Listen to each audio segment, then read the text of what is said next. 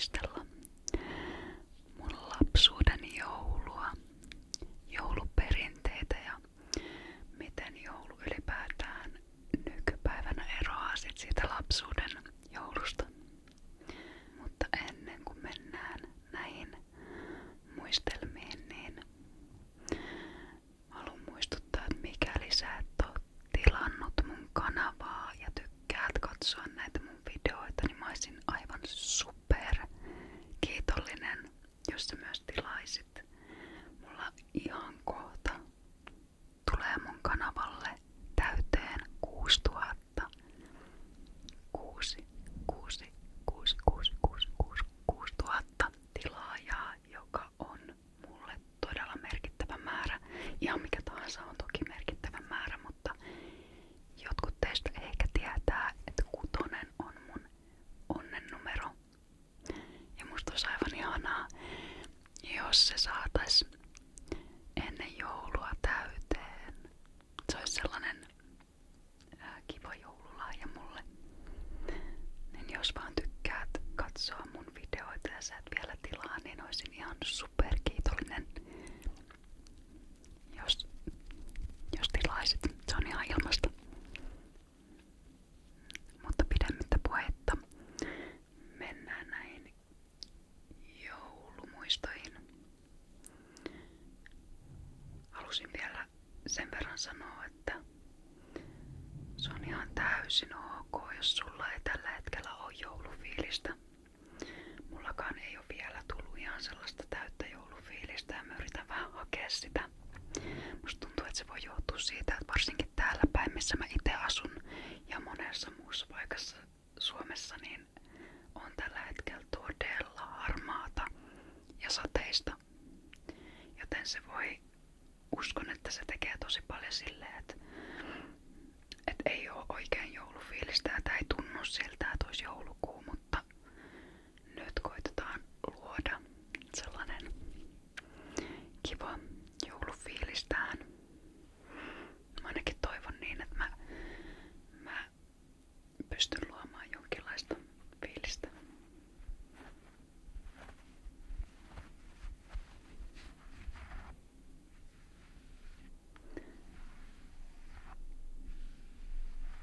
Mä en oo ihan varma, että onko mä tän nallukan saanut aikoinaan joululahjaksi. Mutta tää on yhtiä sellaisia lahjoja, mitä mä muistan tosi nuorelta iältä.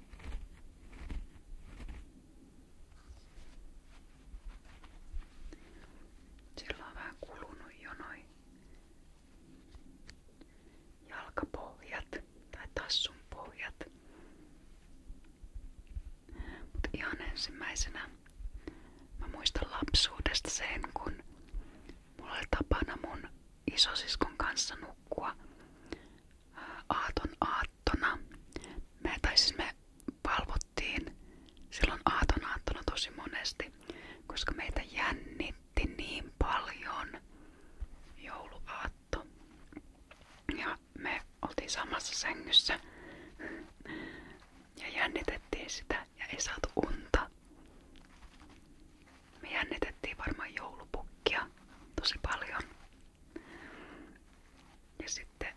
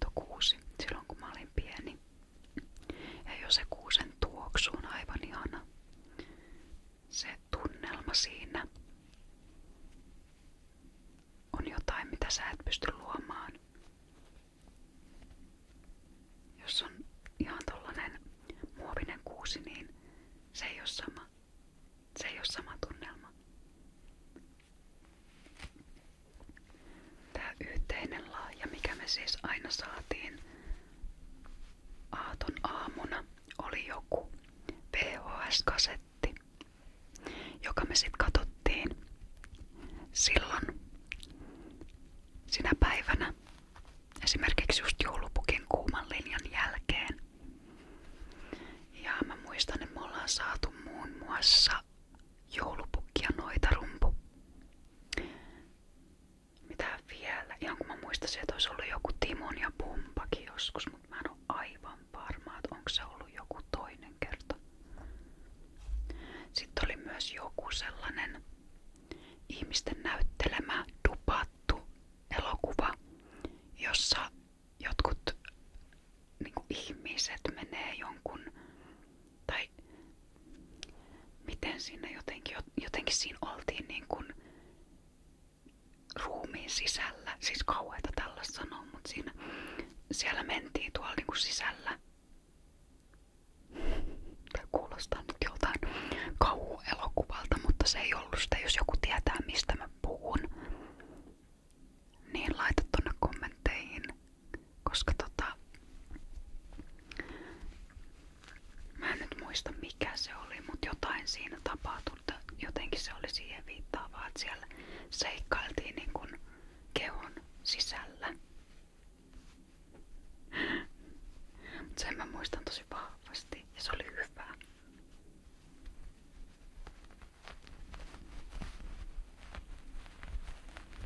Ihan kaikkea mä en muista, että mitä me ollaan saatu, mitkä on ollut niitä jouluaamun tai aaton elokuvia. Ne ei ole pakolta siis todellakaan ollut mitään jouluelokuvia, vaan on ollut ihan jotain, jotka on siihen aikaan ollut suosittuja ja sit me ollaan vaan haluttu se. Ja sit se on ollut niinku meidän yhteinen lahja, mikä me ollaan saatu. Sitten mä muistan, että käytiin joulukirkossa. Mitähän se oli? Mä en muista mihin aikaan, tai en mä muista, että oltiinko me aina joulukirkossa.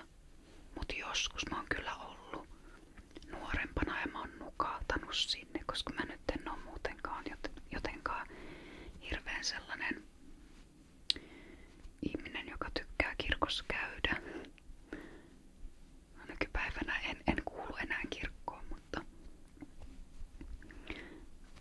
se ei jotenkin ehkä ollut ihan mun palakakkua istua siellä pienenä lapsena ja kuunnella, kun ihmiset laulaa joululauluja, virsiä, mitä ikinä onkaan. Se oli paikoitellen erittäin tylsää, sen mä muistan. Ja sit mä muistan, kun siellä kiersi se kolehtihomma, sen mä muistan. Rahaa, kolisi ja kilissi siellä.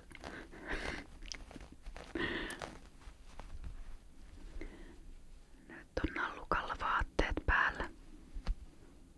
Sillä on lämmin.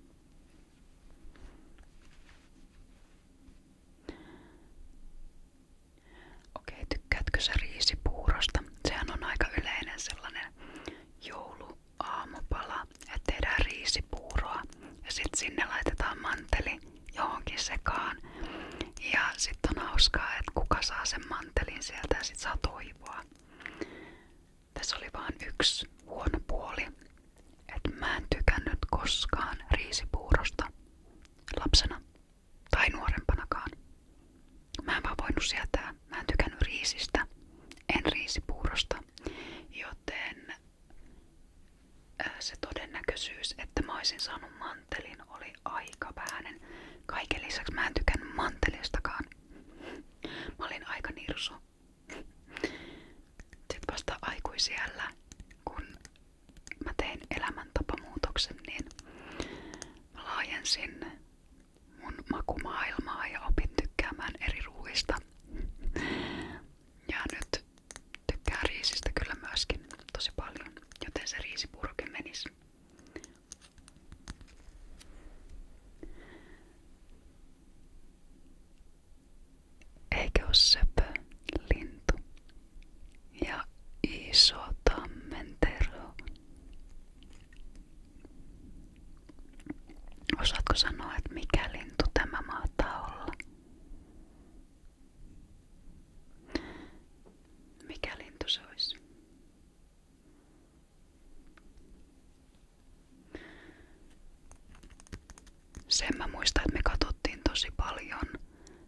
televisiota silloin jouluaamuna ja päivänä, kun silloin tuli niin paljon kaikkea. Joulupukin kuuma linja oli totta kai suosittu. Ja mulla on jotenkin sellainen muistikuva, että ihan kun mä olisin koittanut joskus soittaa sinne, en ole ihan varma. Mutta en päässyt läpi, tai en ainakaan muista, että olen siellä ollut. Ja totta kai Lumiukko piti aina nähdä. Ja musta tuntuu, että se on edelleenkin sellainen, joka täytyy nähdä. Ehdottomasti Lumiukko. Walking in the Air on biisi, joka vuosi tuo niin paljon muistoja. Nimenomaan se alkuperäinen, missä laulaa se poika. Jos et tiennyt, niin se on poika, vaikka hän kuulostaa monien korvaan tytöltä tai naiselta. Mutta siinä laulaa poika.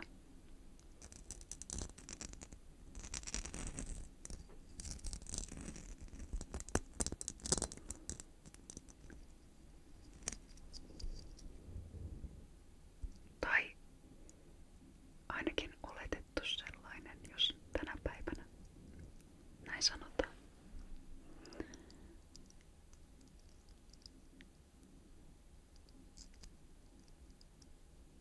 Sitten me oltiin varmaan, saatettiin olla ulkona monet kerrat, ennen kuin sitten syötiin jouluruokaa illasta tai iltapäivästä.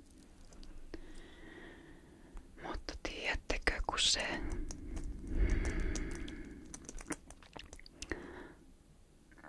kun sä odotat vaan sitä joulupukkia ja niitä lahjoja. Jotenkin tuntuu, että siitä kaikesta muusta ei muista hirveästi mitään, paitsi sit just se aamu, kun oli joulupukin kuuma linja ja sitten just joku VHS-elokuva vielä siihen ja Lumiukot ja nää. Mut sitten just se väli siinä on tosi hataraa, mä en hirveästi muista. Jotkut on käynyt sit joulusaunassa, se on itse asiassa ollut. Meillä oli, kun silloin yhdessä vaiheessa asuttiin vielä kerrostalossa, ennen kuin vanhemmat, tai me muutettiin sitten omakotitaloon, niin sitten siellä oli tällainen lenkkisauna, muistaakseni, tai joulusauna oli, jossa mäkin muutaman kerran kävin, ja siellä oli sitten, saattoi olla just muita talonyhtiön asukkaita samassa saunassa. Se oli ihan kiva. Nykypäivänä en menis, kun mä tykkää käydä missään tuollaisessa julkisessa. Saunan jälkeen oli sit jossain vaiheessa ruoka, jouluruoka. Meillä oli aina kaikki mahdolliset laatikot ja rosollit ja kaikki kinkut. Ja muistan, että mä söin hyvin monia niistä lanttulaatikosta. Mä en tainnut koskaan oikein tykätä. Se on ehkä ollut, mikä on nykyäänkin vähän ehkä sellainen, että ei lukeudu mihinkään suosikkeihin, mutta kyllä se menee. Jos ei muutakaan ole, niin kyllä mä voin syödä.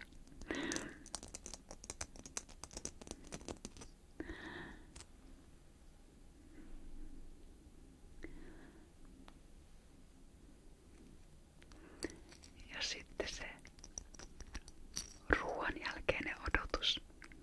Siinä meni jonkin aikaa jo, mutta musta tuntuu, että se malttamattomuus oli niin läsnä, kun odotettiin, että koska pukki tulee jakamaan lahjat.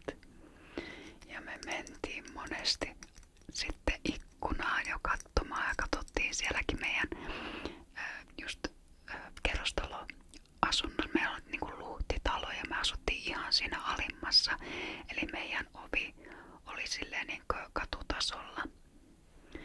Ja me katsottiin sieltä ikkunasta, että missä se pukki viipyy. Ja tämähän on jännä juttu, koska siis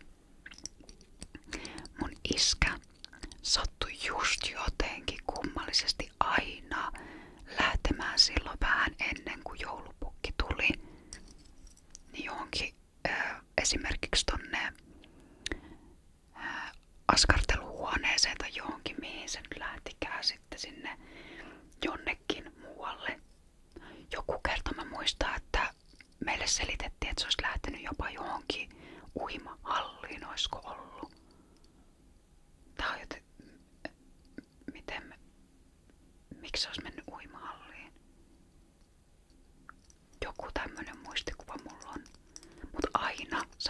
sanoisin, iskä ei ollut kotona silloin kun joulupukki tuli. Se oli kummallista. Mä vieläkin vähän ihmettelen mikä homma siinä oli. Pelkäsköhän se niin paljon sitä. Eikä silloin ollut joku jäänyt pelko sitten. Ja sitten kun me oltiin pitkään odotettu siinä ikkunalla katsottu, että koska se pukki tulee, niin sitten näkyy sen punaiset vaatteet ja valkoinen parta. Sieltä se tuli. Sillä oli iso lahjasäkki mukana, mitä se kantoi. Se oli niin jännittävää. Niin jännittävää. Jotenkin vieläkin muistan. Musta tuntuu, että jouluaatossa se taika, mikä siinä on, ne on jotenkin se odotus. Kun sä odotat niin kovasti, että mitä sitten, tai sä tavallaan tiedät, mitä tapahtuu jo, mutta silti se on niin jännittävää. Ja joka kerta. Mä ainakin jotenkin ujostelin tosi paljon joulupukkia. Mutta meillä oli sitten myöskin tapana laulaa joulupukille jotain. Ja mä aika usein sit myös istuin pukin sylissä. Se oli kans sellainen, se oli niin jännittävää. Meillä on monia kuvia, missä mä istun pukin sylissä. Sitten oli lahjojen jako, pukkijako, lahjat. Ja sitten se saattoi välillä jäädä jopa juomaan kahvit. Ja aika usein pukille oli myöskin joku lahja myöskin. Jännä, että se sattui olemaan tyyliin ehkä joku konjakkipullo tai joku tämmönen. Ehkä se pukki sitten tykkää jostain tollasista näköjään. Mut sitten se lahjojen avaaminen.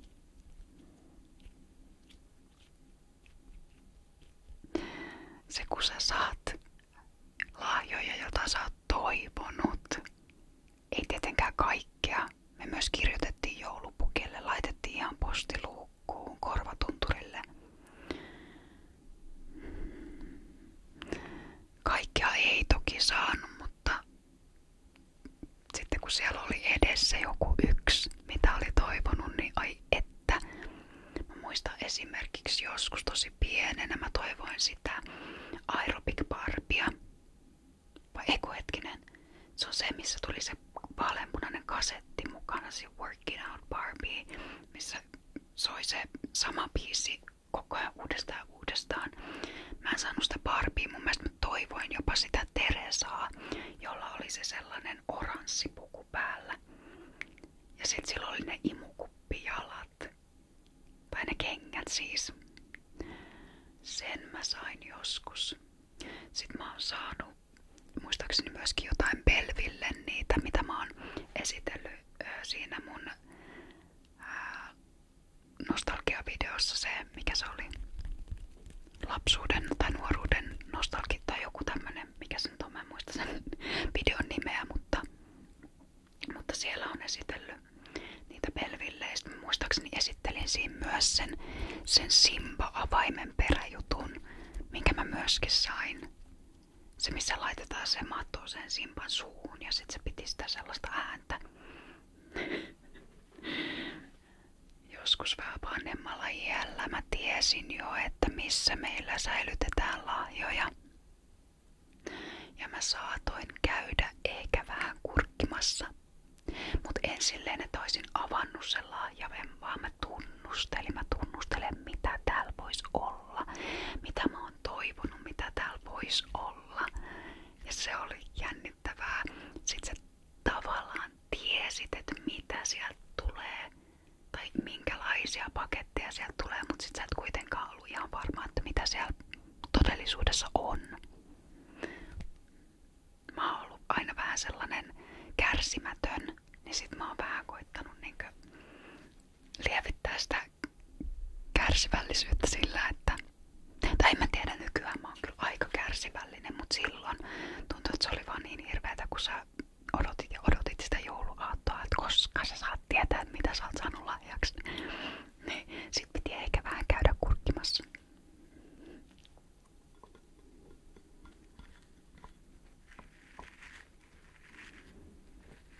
Tiedätkö mikä kasvi tää on?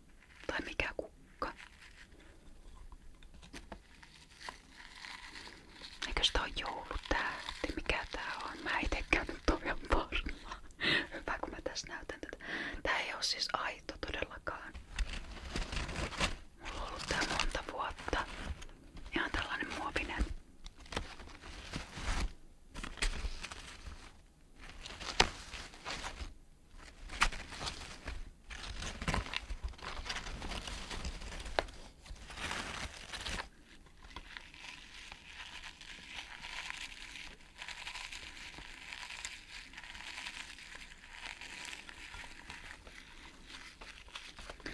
Mitkä on sun lempi joulumuistoja sun lapsuudesta?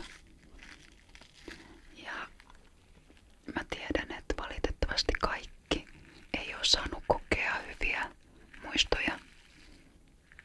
Se on ihan älyttömän väärin. Jokainen lapsi ansaitsee hyvän joulun, hyviä muistoja. Ja se on myöskin totta, että monesti se mitä lapset muistaa ei ole ne lahjat, vaan nimenomaan se tunnelma ja se ilmapiiri, se fiilis, mikä sulla jää, jos sä mietit sun lapsuuden jouluja, niin mikä sulla tulee heti ensimmäisen mieleen? Mäpä kysyn sellaista. Mikä sulla tulee ekana mieleen? Koska se mikä mun mielestä on tärkeää, mitä jokainen lapsi ansaitsee, on turvallinen ympäristö ja hyvä, lämmin olo. Se on se mitä mun mielestä jokainen lapsi ansaitsee ja sitä valitettavasti ei kaikki saa. Mutta mä en siihen nyt halua enempää mennä. Mä oon hyvin kiitollinen itse siitä, että mä oon aina saanut todella ihanan joulun ja osaan olla siitä kyllä hyvin kiitollinen, että on hyvät muistot.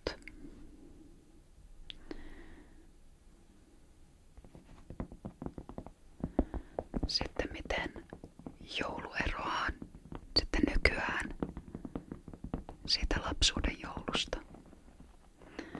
No, enää meillä ei käy pukkia.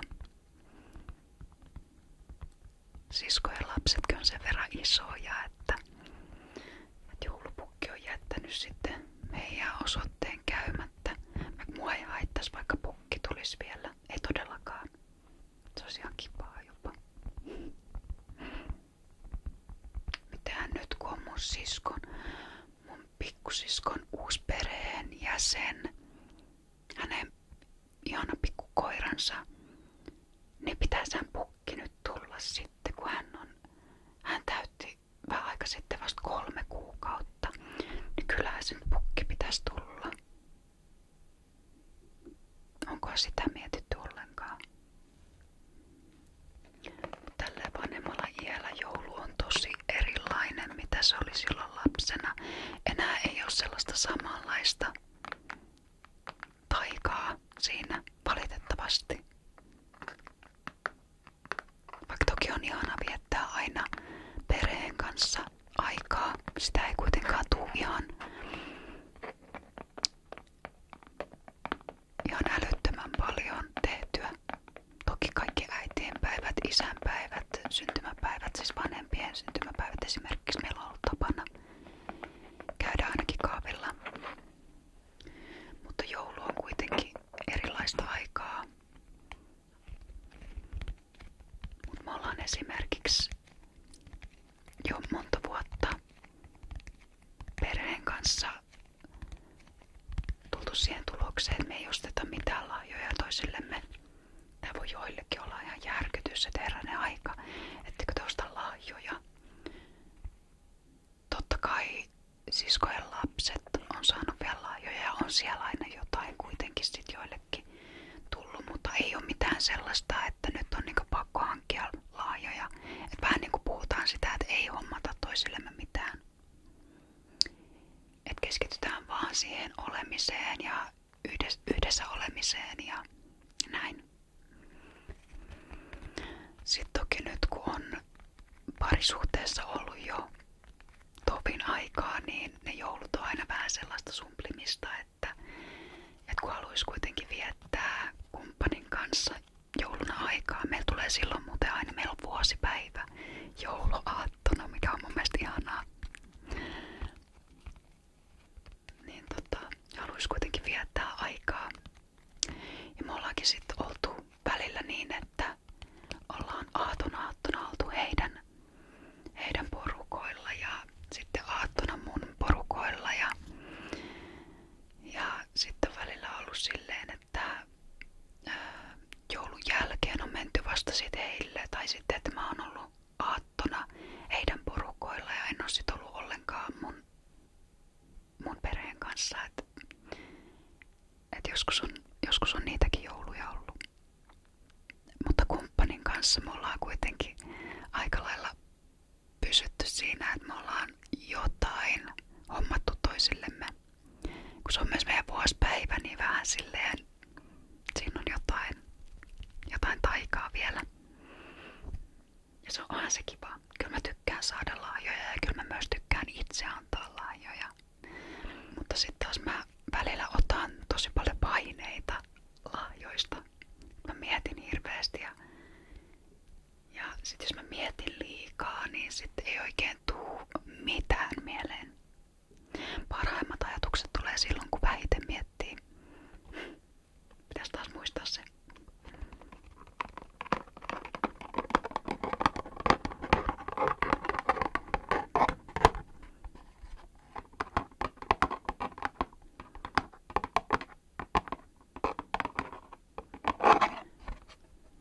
Lapsuuden joulut eroaa myös, tai nykypäivän joulut eroaa myös lapsuuden jouluista siltä osin, että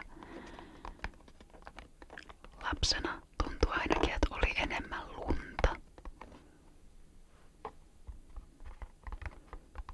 Silloin oli aina muistaa jotenkin aina ne tosi isot kinokset ja oli valkoista joka puolella. Hirveän kaunista. Pakkanen paukku. Posket oli aina ihan punaiset, kun tuli ulkoa. Ja sitten niitä rupesi nipistelemään ulkona, kun oli niin paljon pakkasta. Kyllä mulla on ikävä sellaisia hetkiä. Ja mä haluaisin tänä vuonna päästä Pulkkamäkeen. Me ostettiin kumppanin kanssa just joku vuosi sitten pulkka. Sellainen, mihin mahtuu hyvin 2 ihmistä.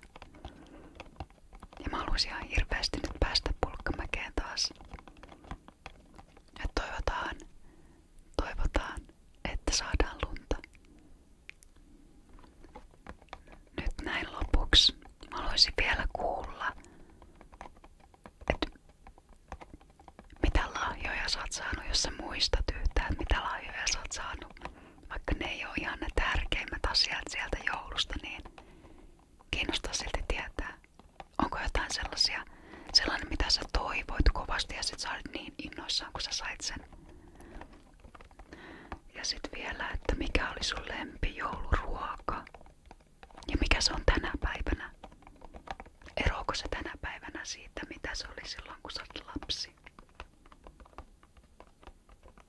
Oliko teillä mitään jouluherkkuja, niin kuin jälkiruokia? Mä muistan, että kyllä meillä taisi olla jotain. Mutta enemmän me varmaan syötiin sitten niitä konvehtirasioita, joita tuli ai että. Mikä oli muuten sun, jos miettii jotain sellaista joku pandan, se konvehtirasia. Onko se pandan vai minkä se on se sellainen? No se sellainen bacon värinen, kyllä kaikki tietää sen. Ja sit siinä onko se edes muuttunut koskaan se kuva, mikä siinä on, tai se. Mä en oo enää vuosiin itse sitä syönyt, koska on niin pitkään ollut sellaisella ruokavaliolla, että ne ei oo enää sellaisia, mitä itse söisin, mutta mitkä oli sun suklaat sieltä? Mä muistan, että ihan ensimmäisenä meni varmaan just joku sellainen toffee, niin se sellainen pyöreä, missä oli sisällä sitä jotain kinuski tai jotain juttua. Mä tykkäsin myös niistä, missä oli ananasta siellä tai jotain ananasjuttua. Minttu oli ihan tajuttoman hyvä se, missä oli minttu töhnää siellä sisällä.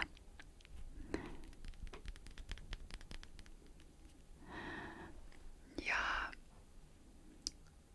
vitsi mä en muista, oliko niitä ne sydämet, missä oli sitä marmelaadia, se punainen marmelaadihomma siellä sisällä. En ole ihan varma, että oliko se kanssa, kuuluko siihen. Mutta se oli myös hyvää, jos kerro mulle, mikä oli sun lemppari, jos sä koskaan söit niitä. Ja sitten mua kiinnostaa vielä tietää, että miten sun joulu eroaa tänä päivänä sun lapsuuden joulusta. Miten se eroaa? Ja odotatko se joulua ylipäätänsä enää näin aikuisiällä, jos oot aikuinen ja katsot tätä? Mä itse odotan joulua. Vielä ei ole joulufiilistä, mutta kyllä se sieltä tulee. Nyt kun pääs vähän puhumaan ja muistelemaan näitä lapsuuden joulumuistoja, niin tuli niin lämmin olo. Ja kyllä mä ootan sitä yhteisoloa perheen kanssa. Se on kuitenkin sellainen asia, mitä ei tuu ihan koko elämää olemaan tai ainakaan samalla tavalla.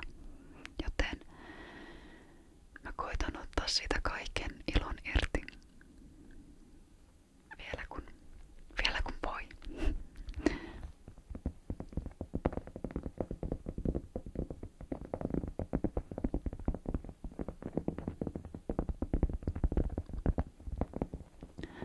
Nyt mä haluan toivottaa sulle